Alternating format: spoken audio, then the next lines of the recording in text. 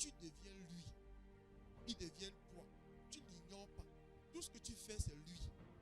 Alors ici, il te dit, cherche la connaissance. Alors il y a deux formes de connaissance. Il y a la connaissance naturelle qui est reçue par les yeux naturels. Amen. Et béni ce soir. J'ai dit, quand tu vois quelque chose dans le naturel avec tes yeux, automatiquement, ce qui est installé en toi, on appelle ça connaissance. Ce que tu as vu, un vélo, est écrit en toi, en quoi? À connaissance. Si on te pose la question, tu connais-tu le vélo? Tu vas dire oui, je connais. Pas que je vois. Parce que tu as vu, tu connais. Et ça existe en toi en quoi? En connaissance. Ce n'est plus en vision. Ça existe en toi en connaissance et tu déclares ça en parole. Vous comprenez comment la connaissance existe? Donc, la connaissance est un esprit, c'est quelque chose que tu as vu. Alors ici, pour voir Dieu, qui est la parole, alors il te faut un cœur pur. Pour que cette connaissance, ces écritures deviennent la connaissance de Dieu. C'est-à-dire l'esprit de Dieu, l'information de Dieu en toi. L'identité de Dieu en toi. Amen. Ce que Dieu est, ce qu'il pense que tu échoues à cause de cette chose. Et lorsque tu n'as pas appris la technologie de la connaissance, de la vision, de la fusion, tu vas toujours croire que c'est parce qu'il faut que tu pries pour que certaines choses se passent. Amen.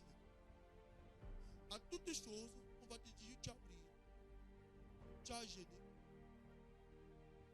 Amen. Alors qu'il fallait juste que tu aies une certaine connaissance. Ça annule les ténèbres. Et pendant ce temps, tu appliques ces choses dans les dés, avec une connaissance ténébreuse, tu veux pratiquer la parole de Dieu. C'est pourquoi ça ne marche pas. Il faut premièrement que la fondation de ta vie soit la lumière, afin que tu pratiques la lumière et que les résultats viennent. Vous n'allez jamais voir une semence qui part de l'extérieur pour l'extérieur. La semence se développe à l'intérieur et produit à l'extérieur la vie, l'épi. Amen. Donc ta vie extérieure est ce que tu es à l'intérieur. Donc ne confesse pas la parole de Dieu, vois la parole de Dieu, connais ce que Dieu dit et crois que c'est Dieu que tu as de pratiquer. En ce temps, tu as la connaissance de Dieu. Cette connaissance est plus précieuse, elle est vivante, elle est efficace, c'est une énergie qui t'anime. Tu ne pourras faire autre chose que ce que Dieu a dit. Amen. Car la connaissance de Dieu, la parole de Dieu, la parole de Dieu est l'esprit de Dieu, l'expression, la volonté de Dieu.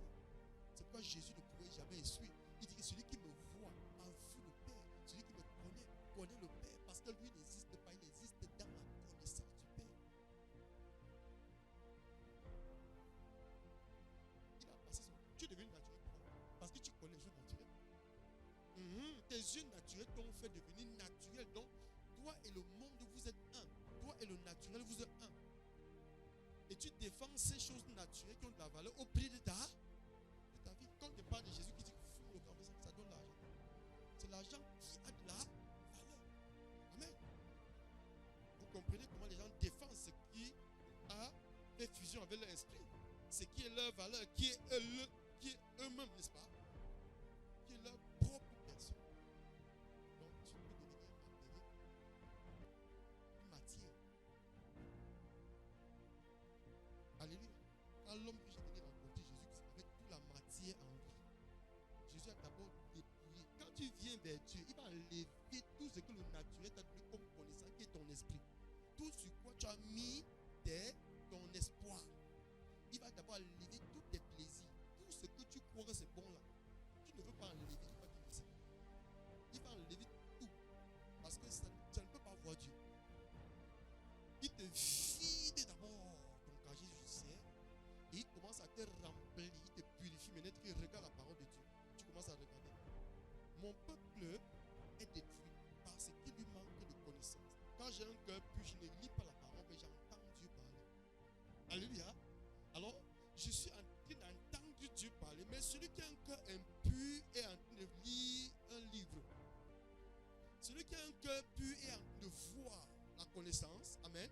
Il est en train de voir et il va devenir ce qu'il a vu.